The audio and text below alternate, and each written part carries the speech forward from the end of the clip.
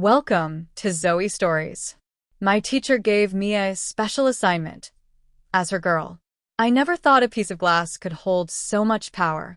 But that night, as I stood in front of my sister's full-length mirror, I realized it wasn't just reflecting me back, it was forcing me to face who I had become.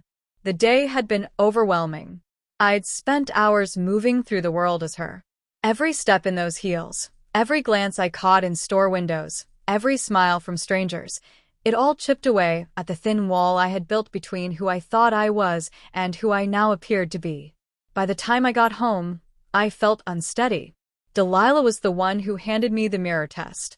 "Stand there," she ordered gently, her hands on my shoulders, guiding me into position. "Don't fidget. Just look. Don't blink away from yourself this time." I swallowed hard. My reflection looked back, long hair brushing against soft shoulders, delicate features painted with skill, my body cinched and shaped by the clothes she had picked out. The reflection wasn't a stranger anymore. And that was what scared me. "Say it," Delilah whispered behind me. My throat tightened. "Say what?" "Say who you see." The words got stuck in my chest. I wanted to laugh it off, to call this whole thing ridiculous, but I couldn't. The girl in the mirror had my eyes. My expressions. My hesitation. My fear. I whispered, almost against my will, "I see the girl." Delilah's hands squeezed my shoulders. "And what's her name?" That question broke me. I couldn't answer. My heart pounded as if I were being forced to confess something forbidden. The truth was that for the first time, I wanted to give her a name. To give me a name. Tears welled in my eyes, blurring the reflection. I didn't know if I was crying because I was terrified or because deep down I was starting to like what I saw. Delilah hugged me from behind, resting her chin on my shoulder. "You don't have to decide tonight. But just remember, the mirror never lies. That's you, whether you're ready to accept her or not." I closed my eyes, trembling, as her words sank in. When I opened them again, the girl in the mirror looked stronger. Sad, but stronger. Almost as if she were waiting for me to stop running from her. That night, lying awake in bed, I couldn't stop replaying the image of that reflection. The more I thought about it, the more it haunted me. Was I living in disguise, or had I finally uncovered my truth? And the scariest part? For the first time, I wasn't sure which answer I wanted. The following morning, the weight of mascara still lingered on my lashes, faint traces that I couldn't completely wash away no matter how hard I scrubbed. Every time I blinked, I felt it, a ghost of last night's transformation. My reflection looked almost bare without it, yet I couldn't shake the haunting thought that maybe I didn't want it gone. I stood in front of the bathroom mirror, gripping the sink tightly, my knuckles white. It was supposed to be a joke, I reminded myself. Just one playful swipe, one silly dare. But the way it made my eyes pop, the way it made me feel, that was something I couldn't laugh away. I dragged myself to school, trying to bury the memory, but it felt like a secret buzzing under my skin. Every time I saw Lily, I tensed. She was the one who had handed me the mascara, her grin wide and knowing. She hadn't told anyone yet, or so I thought. By lunch, whispers followed me through the hall. Snickers. Stolen glances. My stomach twisted. It wasn't until I sat down at my usual table that Ryan, my best friend, leaned in with a smirk. "So," he whispered, voice low but taunting. "What's this I hear about you borrowing a little makeup?" My heart froze. My fork slipped from my hand and clattered against the tray. I stammered, "Debbie, what are you talking about?" Ryan chuckled, shaking his head. "Don't play dumb. People are saying you were trying on Lily's mascara last night. She said you looked kinda cute." His grin widened. "Is that true?" Heat flooded my face. My chest tightened. "She told people?" My pulse pounded in my ears. Around me, the table grew quieter as others leaned in, curious. Every second stretched like an eternity. I forced a shaky laugh. It was just a dare. Nothing serious. But Ryan's sharp eyes studied me, as if peeling back layers I was desperate to hide. "Yeah?" Because the way she said it, you didn't exactly hate it. The table erupted into laughter, some playful, some cutting.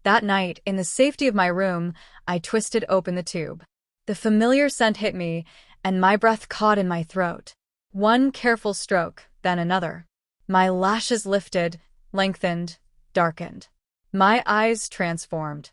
And with them, so did I. But as I stared at my reflection, a chilling thought crept in. What if I can't stop? The days after that party blurred together, but each one left a heavier mark on me.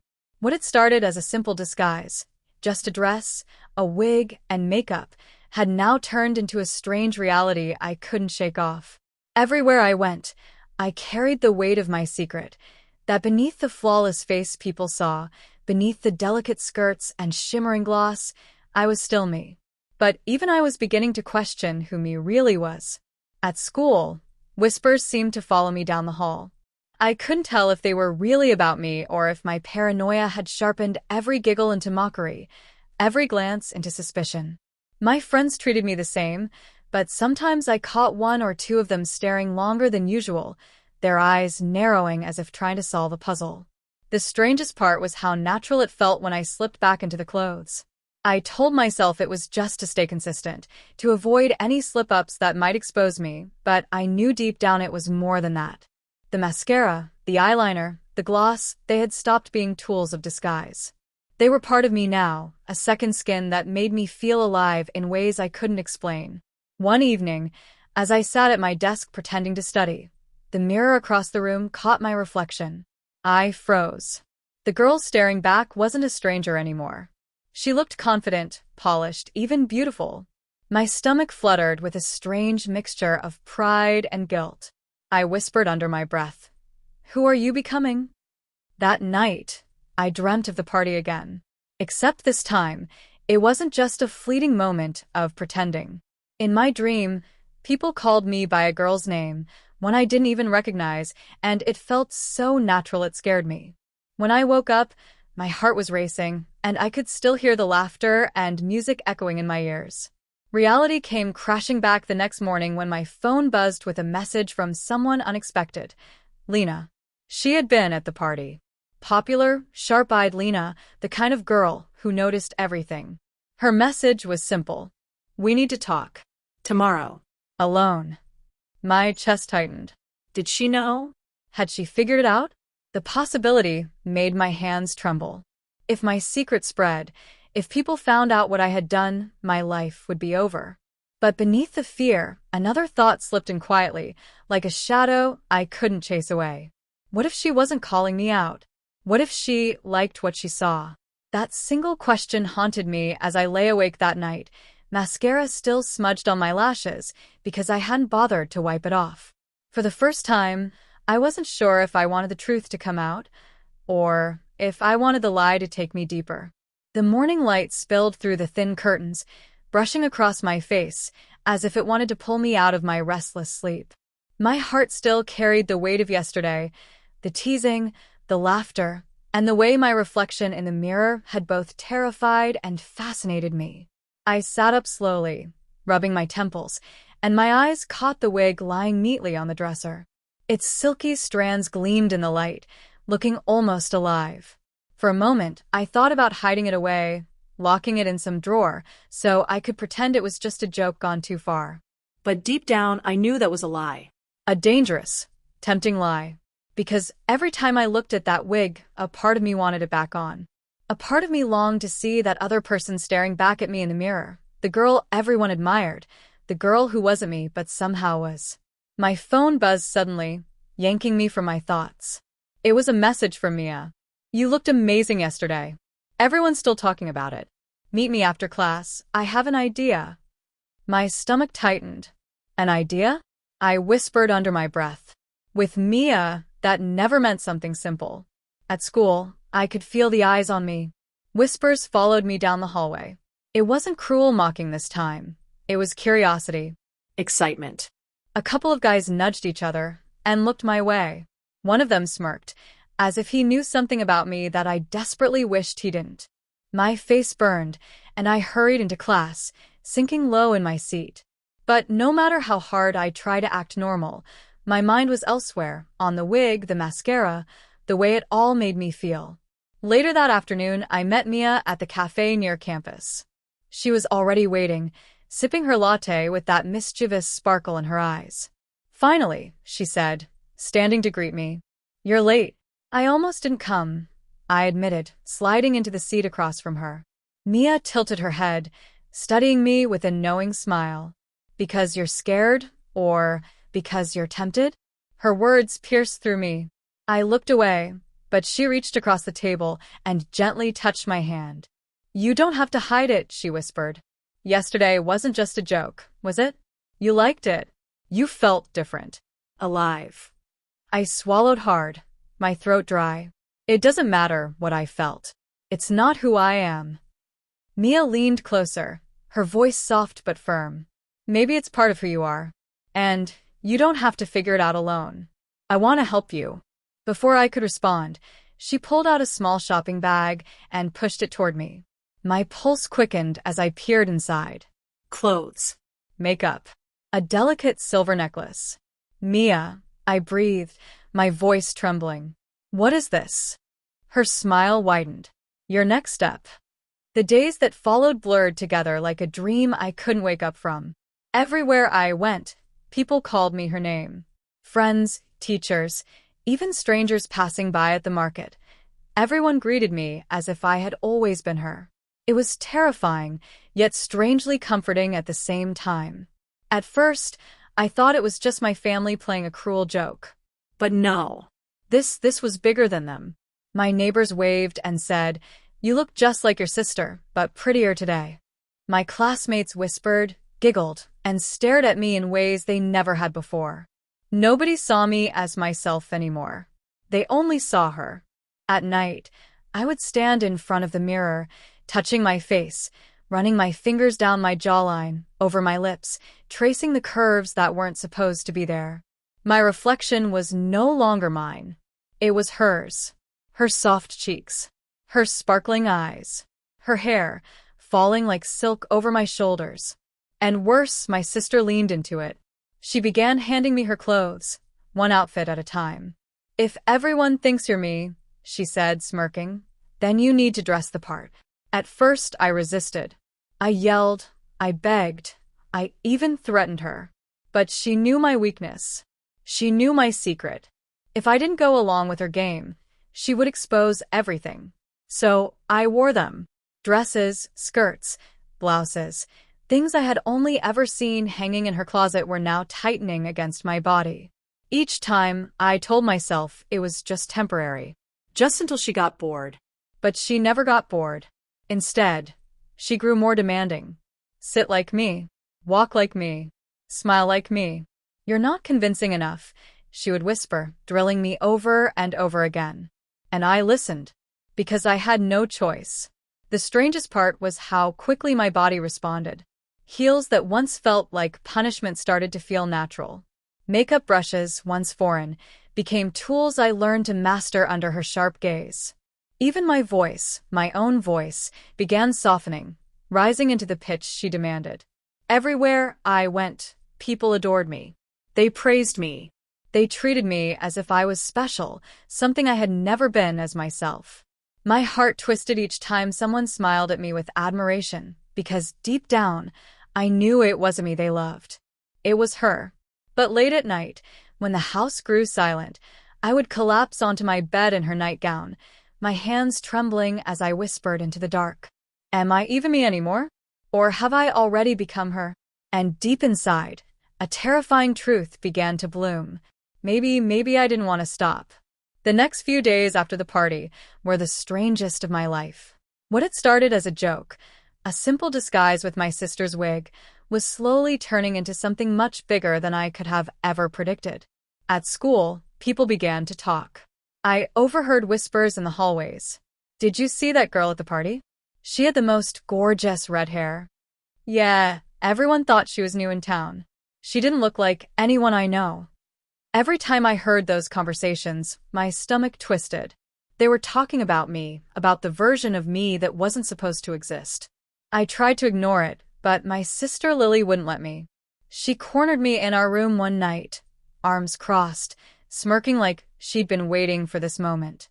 You realize, right, she said, that everyone thinks you're some mystery girl? If you don't come clean, this is only going to get worse. I frowned, tugging at the blanket nervously. Then maybe I should just tell them it was me, that it was a stupid joke. She shook her head. Too late. You'd look like an idiot. And besides, do you really want everyone knowing you wore my wig and makeup? You'd never live that down. Her words hit me hard. She was right. If I admitted it, I'd be humiliated. If I stayed quiet, though, the lie would keep growing. The next morning, I got my first taste of just how bad it could get. I was at my locker when two girls I barely knew walked up to me, smiling. "You're Lily's brother, right?" one of them asked. Yeah, I said cautiously. They exchanged glances, then one leaned in, whispering, "Do you know that red-haired girl from the party? Everyone's obsessed with her. She looked kind of like you, but prettier." My heart skipped. My palms went clammy. I don't know who you mean," I stammered. They giggled and walked away, but my face burned with embarrassment. Prettier? Did they really mean that? That night, Lily laughed until she nearly cried when I told her. "Oh my God, they actually said that to your face?" "It's not funny," I snapped. "What if people figure it out?" But instead of helping me, Lily had an idea that made my stomach sink even more. "Relax," she said with a mischievous grin. "If you really don't want them to know, the only way is to keep playing along. That way no one will suspect you." I froze. "You mean dress up again?" She nodded. "Exactly. Become her again. That way, when people see the mystery girl, they'll never connect her to you." It sounded insane. Yet, as crazy as it was, a small part of me knew she was right. If the lie was going to hold, I'd have to keep it alive. That night, as Lily helped me with the wig and makeup once more, I stared at my reflection in the mirror. The girl from the party stared back at me, red-haired, flawless, and so different from the real me. And I realized with a sinking heart, I was no longer just pretending. I was becoming her. The week leading up to the school dance felt like a storm brewing in slow motion. Everywhere I turned, people whispered about who was going with whom, what they would wear, and which couples might finally confess their feelings under the shimmering lights of the gym. For me, though, the anticipation carried a completely different weight. I wasn't just another boy nervously debating whether to ask someone out. I was carrying the secret of a new identity, one that had begun accidentally, but was now pulling me deeper and deeper into its orbit. Ever since that night when Mia transformed me with her mascara and whispered, "You look so much better this way," I couldn't stop. The feeling of looking in the mirror and seeing someone softer, prettier, more radiant staring back, it was addictive. I told myself I could stop whenever I wanted, but each day I found another excuse to wear a little more. A touch of mascara before class, lip gloss in the evenings. By now, it wasn't just makeup anymore, it was a mask I couldn't bear to take off. But the dance was something different. Mia cornered me in the hallway the Monday before the big night, her mischievous smile already signaling trouble. "So," she asked, leaning in close enough that I could smell the faint strawberry of her lip gloss, "are you going as yourself? Or as her?" I swallowed hard. "Her." She giggled. "Don't play dumb. You know who I mean. The version of you that I created." Her voice dropped to a whisper. "The girl with the lashes everyone envies." I felt heat rise in my cheeks. "That was just for fun. You know that." "MtF," she hummed, tilting her head. Funny how just for fun has lasted this long. I wanted to argue, but she was right. And deep down, I knew I didn't want to stop. By Wednesday, Mia had taken matters into her own hands. She showed up at my house with a garment bag and a devilish grin. "You can't wear boring jeans to a dance," she said, throwing the bag on my bed. "Open it." Inside was a dress, sleek, shimmering, a soft shade of midnight blue that seemed to ripple like water when I touched it. "Mia, this is insane." "I can't." "You can," she interrupted firmly. "And you will. Trust me." I stared at the dress, torn between fear and excitement. The idea of walking into the dance like that, dressed, painted, transformed, it was terrifying. What if everyone recognized me? What if they laughed? But another thought slipped in uninvited. What if they didn't laugh? What if they liked her? Friday night arrived, and the gym was already glowing with string lights and pulsing music by the time Mia and I walked in. My hands trembled as I clutched my clutch bag. Yes, she'd given me one of those too. My hair, styled by Mia, fell in soft curls around my face. The mascara made my lashes long and dark, while the gloss on my lips caught every glimmer of the disco ball. And the dress, God, the dress. It hugged me in ways I never thought I wanted, but somehow felt perfect. I could feel eyes on me the moment we entered. For a terrifying second, I braced for laughter, whispers, cruel jokes. But instead, something else happened. People smiled. Some stared, wide-eyed, like they couldn't quite place me. Others whispered to each other, but not in mockery. It was admiration. I even caught one guy nudging his friend, saying, "Who is she?" My heart raced. They didn't see him. They saw her. Mia leaned in, her voice barely audible over the music. "See? I told you. Everyone loves her." And in that moment, as I swayed to the rhythm of the music, feeling the hem of my dress brush against my legs, I realized something terrifying. I wasn't pretending anymore. I was her. And I didn't want the night to end. The evening had settled in with a soft golden glow spilling through the curtains, bathing my room in a haze of melancholy. My desk was scattered with books I hadn't touched in weeks. My phone buzzed with unanswered messages, and yet I sat there frozen, staring at the makeup wipes on the table. I told myself I would take it off. Wash away the foundation, the eyeliner, the lipstick that made me look like someone else. But my hand refused to move. I stood and walked toward the mirror. The girl who looked back at me wasn't just a reflection anymore. She was real, too real. The mascara, the one I swore I'd only used once as a joke, had pulled me deeper and deeper into this trap. Now, looking at her, I realized I didn't see a disguise. I saw me. "Who are you?" I whispered, fingertips grazing the glass. My voice trembled, and I hated how soft it sounded. But the mirror gave me no answer. Only the faint echo of my question lingered in the silence. The door creaked open suddenly. My sister walked in, holding a shopping bag, her eyes immediately locking on me. "Oh my God," she muttered, dropping the bag on the bed. "You didn't wash it off?" My heart skipped. I was going to," I lied, clutching at my sleeves. But her lips curved into a sly smile. She didn't believe me for a second.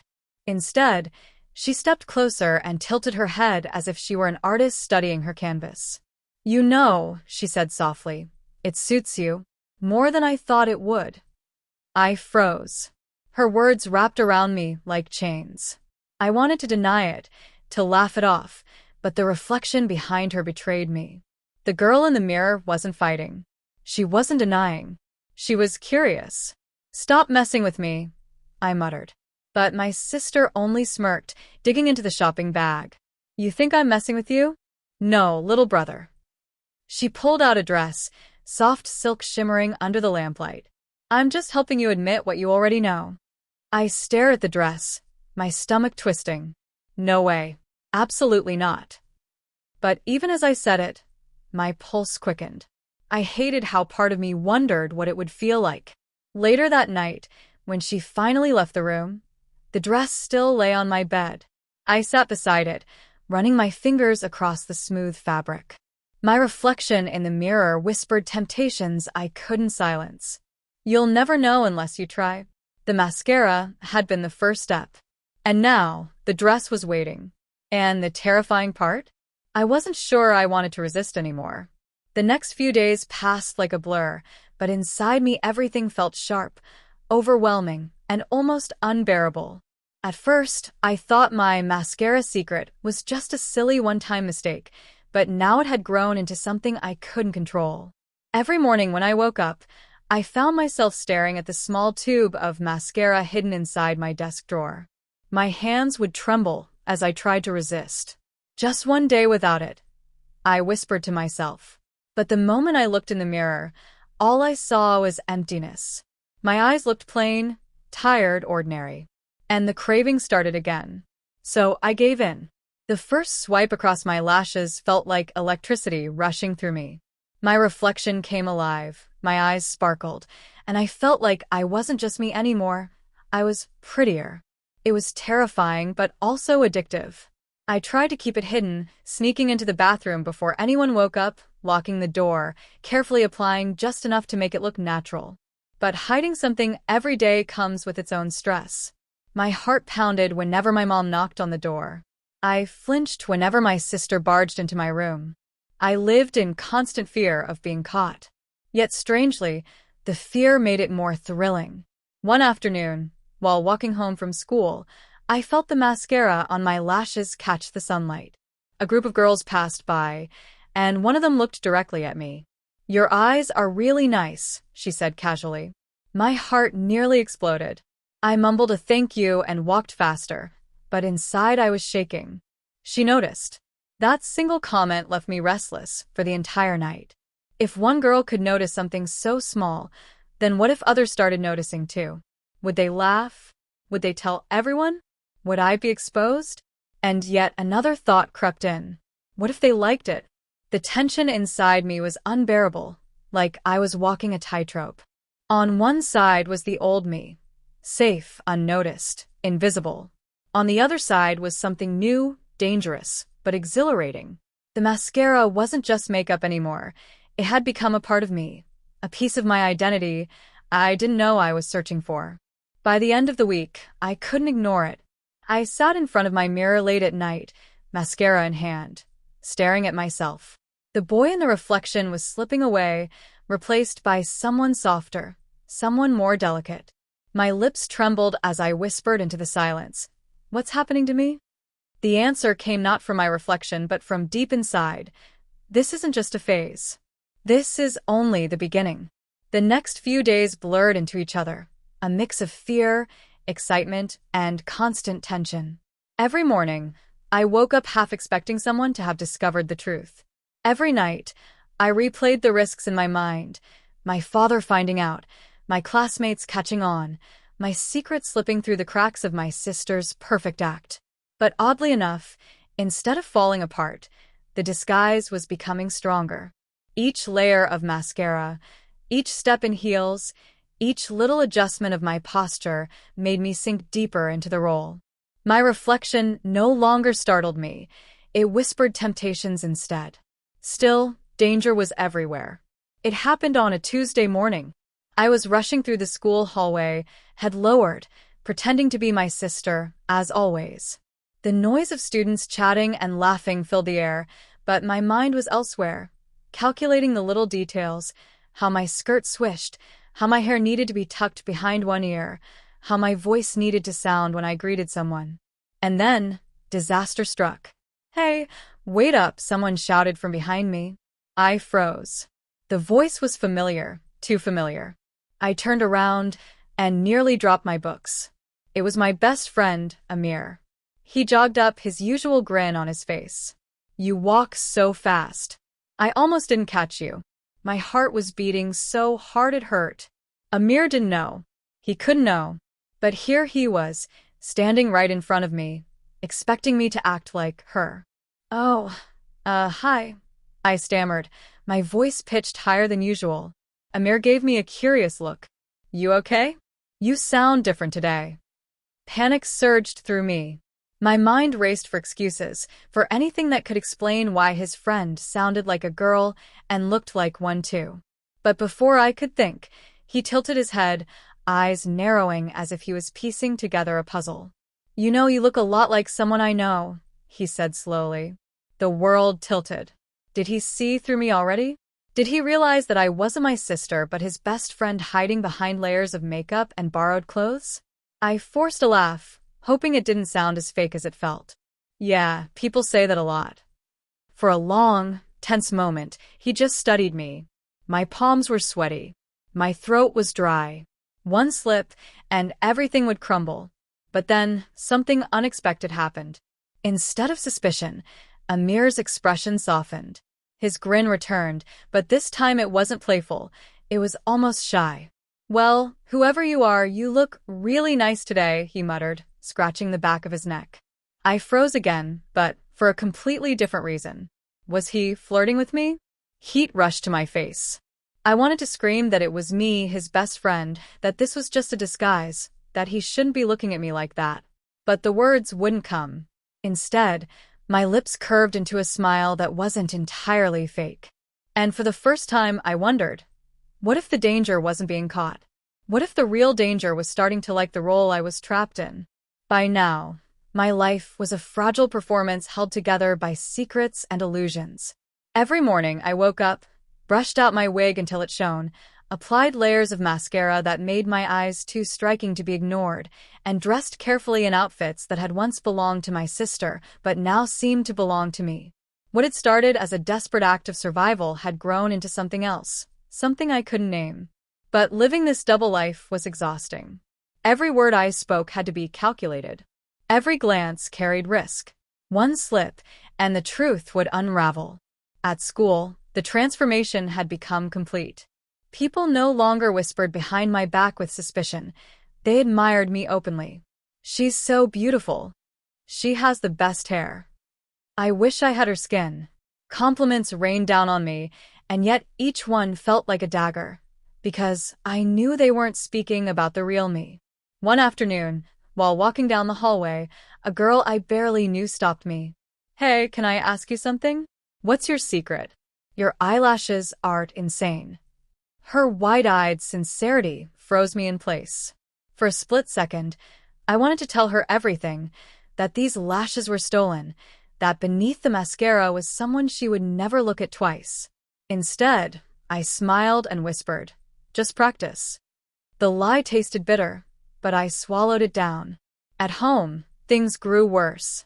My sister had started to notice her things going missing. First, it was lip gloss. Then her favorite mascara wand. Then a blouse she swore she had folded away neatly. She accused our mother of misplacing laundry, but I could feel her eyes narrowing toward me. One evening, she stormed into my room unannounced. I barely had time to hide the makeup before she stood there, arms crossed. "Why does your room smell like my perfume?" she demanded. My heart raced so fast it felt like it would burst through my chest. I don't know. Maybe it drifted in." My voice shook, but somehow she accepted it, though suspicion still lingered in her glare. That night, I sat on my bed and stared at the small pile of items hidden in a shoebox under my bed. Mascara, lipsticks, brushes, a silky blouse. Each piece felt like evidence of my crime, yet I couldn't let them go. They weren't just objects, they were extensions of the person I was becoming. But there was another problem. My best friend, Daniel, had grown distant. We used to hang out every day, but lately he barely spoke to me. When he did, his eyes lingered too long, like he was searching for answers I couldn't give. One afternoon, he finally cornered me. "You've changed," he said, his voice low, almost accusing. I forced a laugh. "Changed how?" "You're different. You look different. You act different. Like you're hiding something." My throat went dry. The truth trembled on the edge of my lips, but instead, I pushed it away. "Everyone changes, Daniel. Maybe you just don't like who I'm becoming." His eyes softened with something I couldn't name, concern, maybe even admiration. But he didn't press further. Still, his words haunted me. I was hiding something. And soon, the walls of lies I had built would start to crack. The days that followed were unlike anything I had experienced before. Life seemed to have taken on a strange duality. Half of me was clinging desperately to the old identity I once held onto, while the other half was slipping further into this new role that everyone around me insisted I belonged to. Every morning became a ritual. I would wake up, staring at the ceiling, already aware of the weight of expectation that hung over me. The clothes laid out on the chair weren't mine. Skirts, blouses, delicate dresses, and yet, by now, I knew I had no choice but to wear them. At first, I thought of it as a costume, a disguise I could shrug off when this nightmare ended. But the mirror had become merciless. Each day, I saw less of the boy I used to be, and more of the girl everyone else seemed convinced I was. At school, whispers followed me, though not always in the cruel way I expected. Some were curious,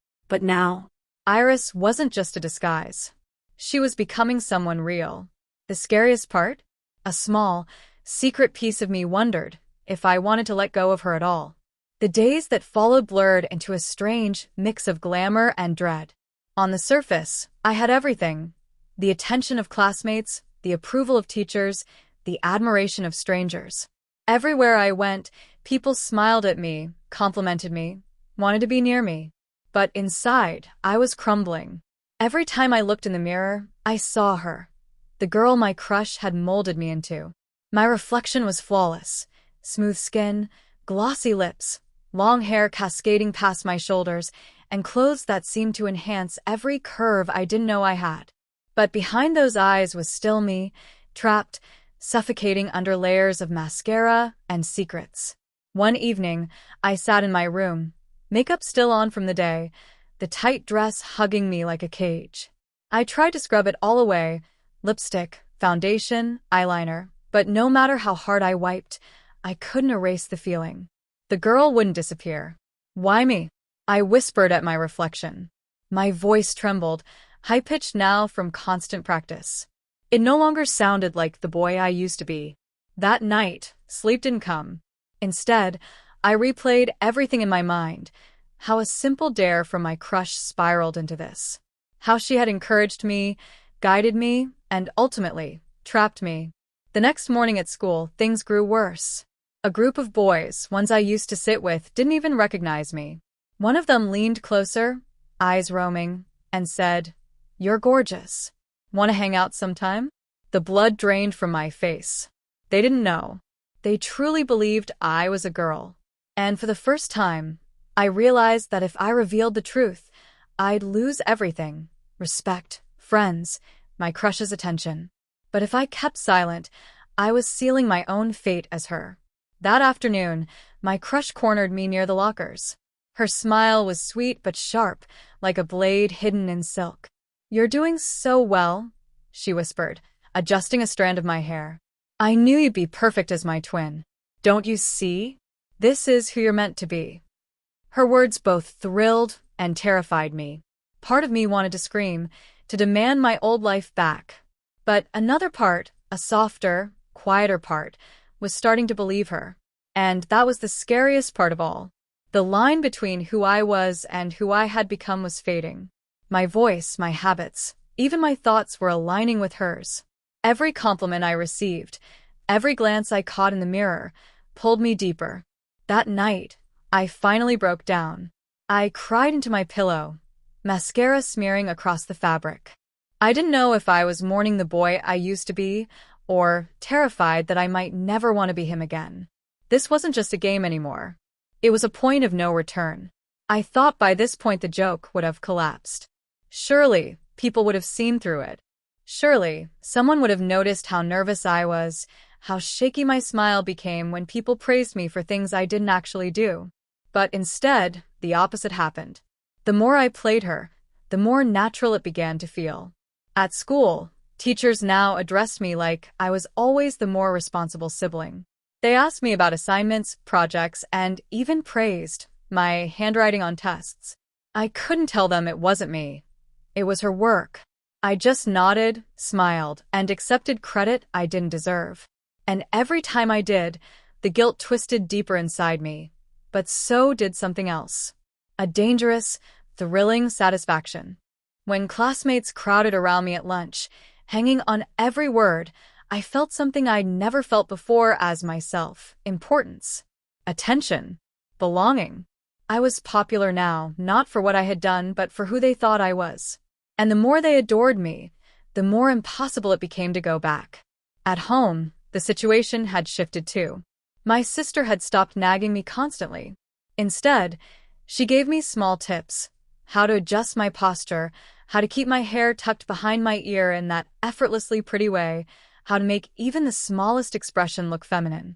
"You're almost too good at this," she said one evening, studying me with a smirk as I sat in front of her mirror, mascara wand trembling in my hand. I tried to laugh, but my voice cracked. "Almost. Please," she teased, plucking the wand from my fingers and fixing my lashes herself. If I didn't know better, I'd swear you were born for this. The way people look at you now, it's like you've been living in my skin forever." Her words should have terrified me. Instead, they planted a seed of curiosity I didn't want to acknowledge. The turning point came during a school event, a talent showcase. Normally, I would have hidden in the crowd, avoiding the spotlight. But that night, I was standing backstage in a glittering dress borrowed from my sister's closet, my hair styled to perfection, makeup flawless. Everyone thought I was her, so naturally, they expected me to perform. I wanted to back out. My knees shook, my throat dry. But when the curtain rose and the audience clapped, something inside me snapped. I walked out. I smiled. I played the part. And for the first time, I felt alive. Their cheers, their applause, it was intoxicating. They weren't cheering for the awkward boy who usually faded into the background. They were cheering for the girl I was pretending to be. And as much as it scared me, I loved it. When I came off stage, breathless and trembling, my sister was waiting in the wings. Her eyes shone with a mixture of pride and something darker. "You're not just pretending anymore," she whispered. "You're becoming me." That night, as I lay in bed, makeup still faintly staining my skin, her words echoed in my head. Becoming her. It was no longer a game. No longer just a cover-up. Somewhere along the line, the mask had fused with my face. And the scariest part? I didn't know if I wanted to take it off. I thought I had it all figured out. The wig, the makeup, the borrowed clothes, all carefully returned before anyone noticed. I convinced myself this little game was under my control. But life has a cruel way of twisting even the best-laid plans. It started with Emma's cousin, Lena. She wasn't supposed to be home that afternoon, but she walked in while I was standing in front of the mirror, smoothing down the skirt Emma had left on the chair. Her eyes widened, and before I could think of an excuse, she let out a laugh that was sharp, cutting right through me. "So it's true," she whispered, pulling out her phone. "Emma wasn't lying when she said you looked better as a girl." I froze. Emma had told her? My stomach dropped. I rushed forward, trying to grab the phone before she could snap a picture, but she was faster. One flash, and my secret wasn't a secret anymore. That night, the group chat exploded. I wasn't just the shy guy who tutored Emma anymore. I had become the joke. Messages filled with laughing emojis, screenshots of my photo, and captions like, "Our pretty little princess. When's your next makeover cutie?" I couldn't breathe. Shame wrapped around me like chains, but underneath that humiliation, there was something else, a terrifying truth I didn't want to admit. A part of me didn't hate the picture. A part of me couldn't stop staring at it. The next day, Emma confronted me. Her arms were crossed, her expression unreadable, but there was a flicker in her eyes I couldn't place. "You should have told me," she said softly, "instead of sneaking around with my things." I tried to explain, to tell her it was just an accident that spiraled out of control, but the words tangled in my throat. She tilted her head, studying me, and then, almost like a verdict, she whispered, "Maybe this is who you were always meant to be." Her words hit harder than Lena's betrayal, harder than the teasing messages. Because deep down, I was starting to wonder if she was right. I had thought I'd grown used to seeing myself in the mirror. Each day since the transformation began, I had faced it, hesitant at first, then with awe, then with confusion. But tonight, as I stood in my sister's old room, wrapped in the silky blue dress she had insisted I try on, I saw something I couldn't explain. The mirror didn't just show a reflection, it showed a girl. A girl who was no longer pretending. Her lips glossy and shaped like a smile she hadn't even realized she was making, her eyes wide and glowing beneath the soft lashes, her hair flowing across her shoulders with effortless femininity. That girl was me. I staggered back, shaking my head. No. That's not me. That can't be me. But the mirror did not agree.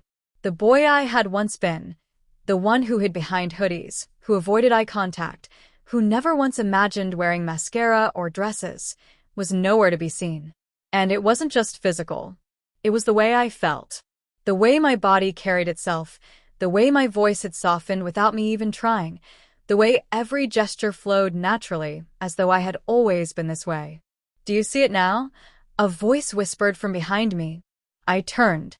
It was her, my crush. The one who had started this whole nightmare or blessing. She leaned against the doorframe, her eyes sharp but gentle, almost proud. "You're not pretending anymore," she said. "You're becoming her." Her words hit me like a storm. Becoming her. Not playing dress up. Not stuck in a temporary trick. But truly becoming someone else. I wanted to scream.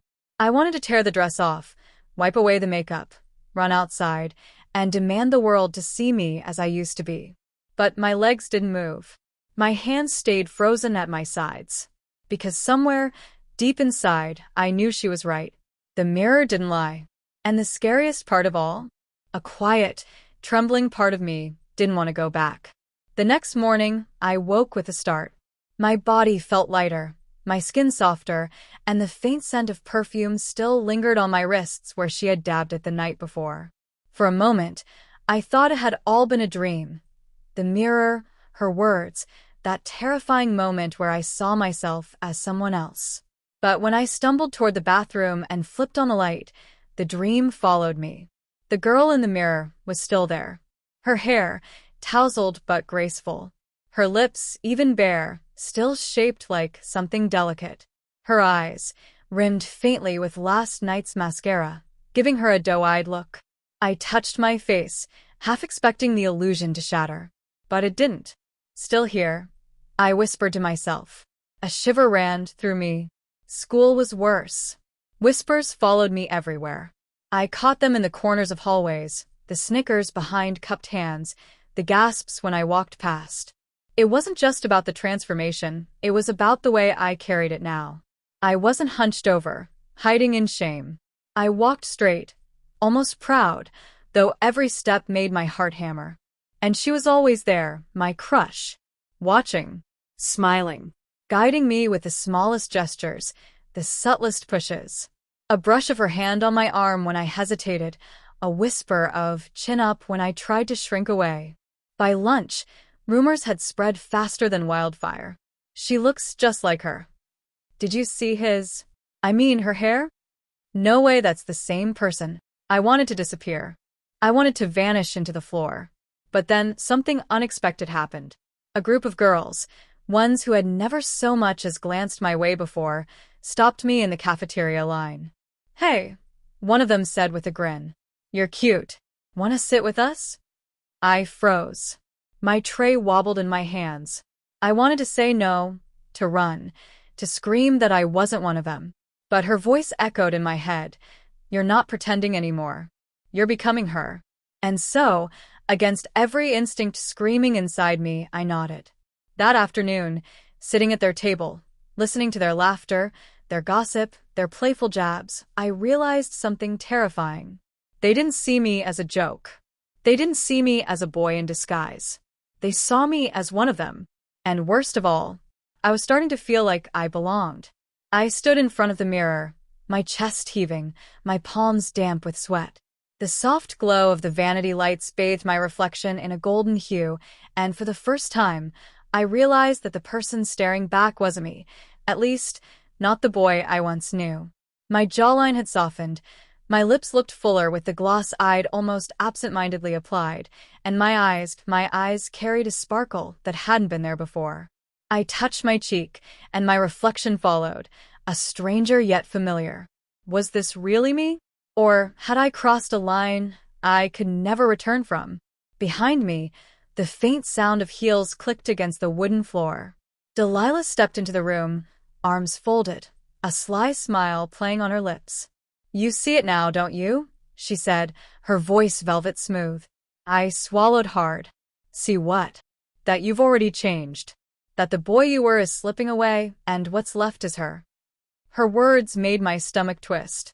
I wanted to deny it, to shout that I could just take all of this off, the wig, the makeup, the dress, and be myself again. But deep down, I knew it wasn't that simple. It wasn't just clothes anymore. It was in the way I walked, the way I spoke, the way people looked at me. It was becoming me. "Stop," I whispered, shaking my head. "This isn't who I am." Delilah tilted her head, stepping closer until her perfume wrapped around me, dizzying and intoxicating.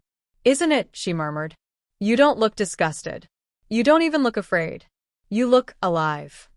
Her words cut through me. Alive. Was that what this feeling was? The rush, the heartbeat that thundered in my chest every time someone called me she, the secret thrill when I caught my reflection and thought, even if just for a second, that I looked beautiful. I gripped the vanity table, closing my eyes.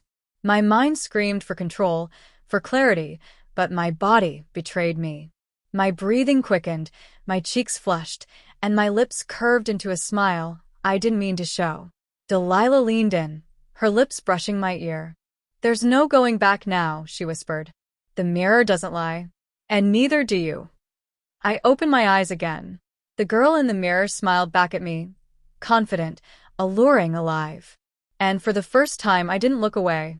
I thought I could keep my secret forever. Makeup hidden in drawers, wigs carefully tucked away, clothes folded neatly under my bed. Everything was a system of concealment. But secrets have a way of leaking out, especially when emotions run high. It started small. A photo left open on my phone, one where I was dolled up in full glam. I had forgotten to delete it. My hands shook when I realized someone had seen it, Maya. The way her eyes widened, the way her lips pressed together, told me everything. "Is this you?" she whispered. My first instinct was denial, to shake my head, to laugh it off, to make it a joke. But something inside me broke. I couldn't lie anymore. The walls I had built crumbled. "Yes," I said, my voice cracking. "That's me." Silence fell between us. The air felt heavier than any weight I had carried before. Maya didn't shout. She didn't mock me. She just looked at me, long and hard, as if trying to piece together every moment we had shared. "Why didn't you tell me?" she asked finally. Tears burned in my eyes. Because I was scared. Scared you'd leave. Scared everyone would know. Scared of what it means. The truth spilled out like water from a broken dam. I told her everything. The first time I picked up mascara, the way it changed me, the thrill and the terror of living as someone else, someone prettier, someone freer. I told her how it wasn't just a game anymore. It was me. Maya listened. She didn't interrupt. When I finished, my chest heaved, and I felt naked in a way I never had before. Then she said the words that shattered me all over again, only this time, in a different way. "You've been lying to yourself, not just to me. This isn't a phase. This is who you are." The sentence hit me like a storm. For years, I had balanced between two worlds, convincing myself it was temporary, a disguise, a fetish, a side hobby. But hearing her say it out loud forced me to face what I had been running from. I was living a lie as much as I was living a truth. Maya's hand touched mine. "You need to stop hiding. The secret is killing you." Her words echoed in my head long after she left the room. For the first time, I wasn't afraid of being caught. I was afraid of never being seen. And I realized Maya was right. The truth wasn't just exposed to her. It was exposed to me. This was who I was.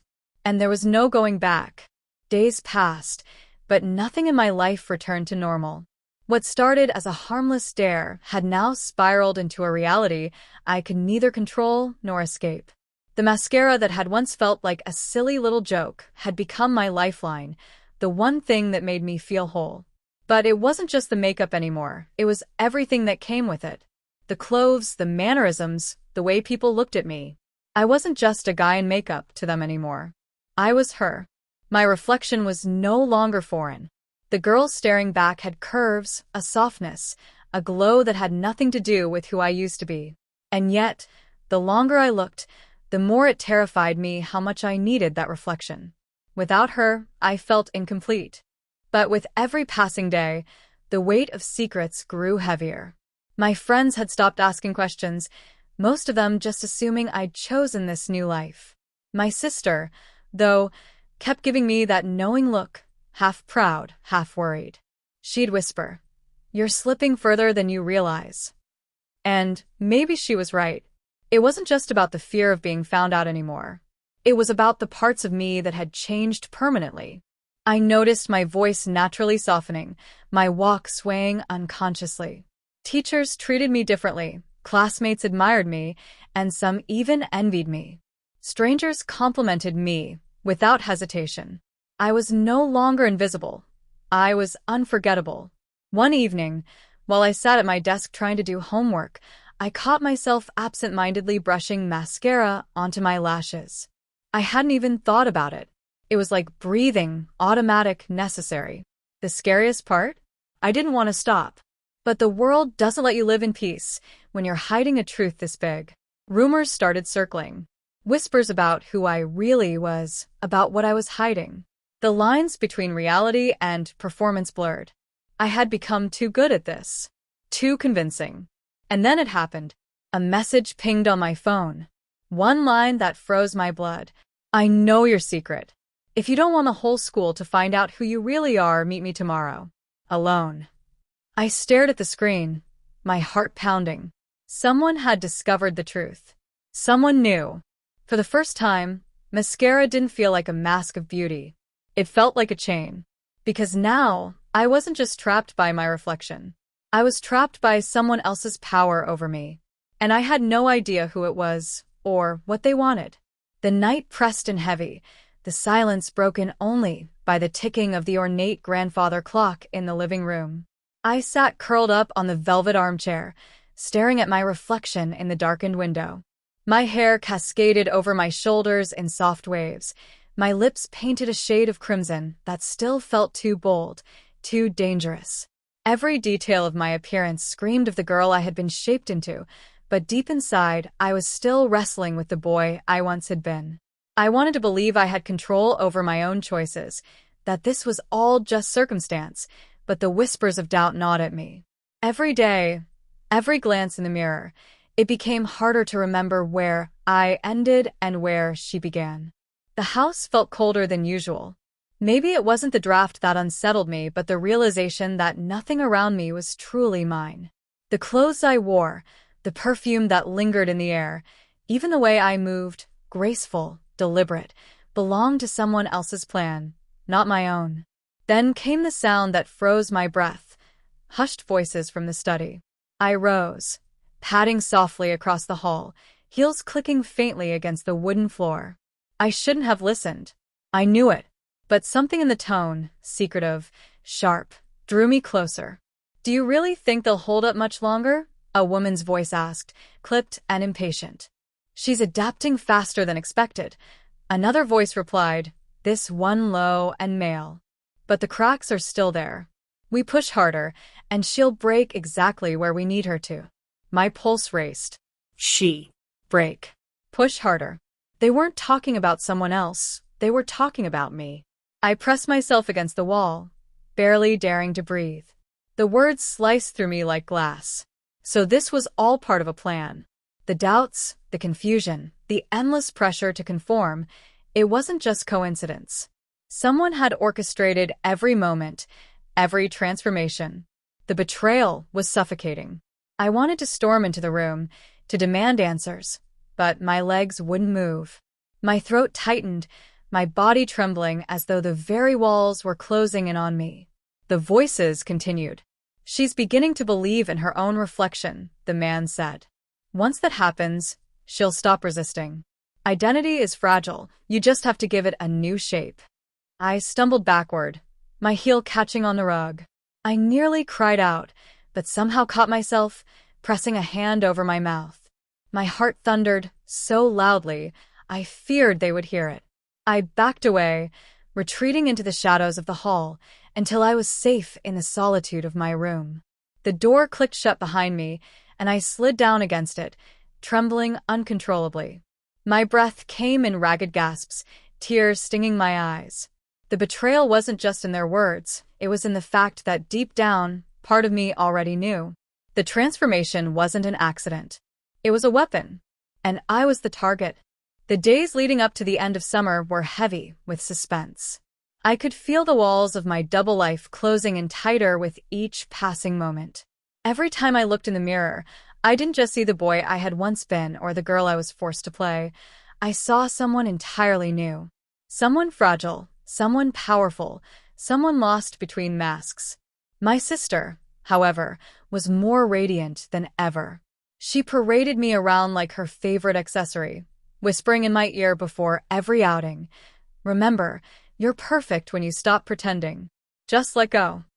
It was terrifying how much she believed in the girl I was becoming, sometimes more than I did myself. But the tension at home had reached its breaking point. My parents weren't blind anymore. My father had grown distant, speaking to me less and less, while my mother's questions came sharper, edged with suspicion. One evening, as I stood in my sister's room applying lipstick with hands that shook more than I wanted to admit, my mother appeared in the doorway. She didn't knock. She just stared at me, the weight of her gaze crushing my chest. "So this is who you are now?" she asked softly, not angry, but not kind either. My throat went dry. The lie, the disguise, the months of secrecy, all of it threatened to collapse in that single moment. My sister rushed forward, placing a protective arm around me, answering for me. This is who she's meant to be. It was the first time anyone had said it out loud in front of my mother. Silence filled the room, thick enough to choke on. My heart pounded, every beat echoing with fear. Would she accept me? Would she throw me out? Would the mask I had been forced to wear finally consume me forever? I stood frozen, lipstick trembling in my hand, waiting for her verdict. But instead of answering, my mother turned and walked away, leaving us in the heavy quiet of her unspoken judgment. That night, lying awake in my sister's bed, I realized there was no going back. Whether by force, by choice, or by fate, the mask had become my reality. And the scariest part was, I wasn't sure if I wanted to take it off anymore. By now, my reflection didn't shock me anymore. It mesmerized me. Every contour, every curve, every detail of the girl staring back at me had become familiar. The boy I once was seemed distant, like a fading dream. But reality had caught up with me. My sister, my crush, and even my friends, everyone had played a role in shaping this new version of me. And now, standing at the crossroads, I realized it wasn't about what they wanted anymore. It was about what I wanted. Did I want to fight my way back to being the boy I had been? Or did I want to embrace the girl who had bloomed from all this chaos and deception? The weight of the decision pressed on me. If I chose to go back, I'd always carry the memory of how it felt to live as her, how it felt to be admired, adored, even envied. If I stayed this way, I'd lose the remnants of the life I once knew. I thought of my sister's knowing smirk, my crush's soft touch, the world's unexpected acceptance. My heart pounded with a terrifying truth. Somewhere along the line, I had stopped pretending. And maybe I didn't want to stop. The chapter closed not with a final answer, but with the trembling realization that the choice was mine, and mine alone. For the first time, it wasn't about disguises, tricks, or dares. It was about identity, belonging, and courage. What if I wasn't trapped at all? What if I was finally free? The night was silent, almost too silent, as I stood in front of the mirror one last time. My heart raced, my breath shaky, as if the universe itself was waiting for my answer. On the dresser lay two symbols of my choices, a plain shirt and jeans, the boy I used to be. And beside them, the dress my sister had given me, the one that made me feel alive in ways I had never admitted aloud. I picked up the shirt first, feeling the familiar fabric in my hands. Safe. Simple. Expected. But when I held it against myself, the reflection staring back felt incomplete. A ghost of who I once was. Then, my fingers brushed the soft dress. As I slipped it over my head, it flowed against me like it belonged there. My shoulders relaxed. My lips curved into a smile I didn't force. For the first time, I wasn't wearing it because I was dared, tricked, or pressured. I was wearing it because I wanted to. I walked downstairs, every step echoing my choice. My sister's eyes widened, not in shock, but in pride. My crush whispered my name, her voice trembling with something deeper than surprise. And me? I just breathed. No excuses. No pretending. Just me. The boy was gone, Not lost, but transformed. What remained was a girl who had fought through fear, shame, and doubt, only to discover herself. And as I stepped outside, the world didn't end. It began.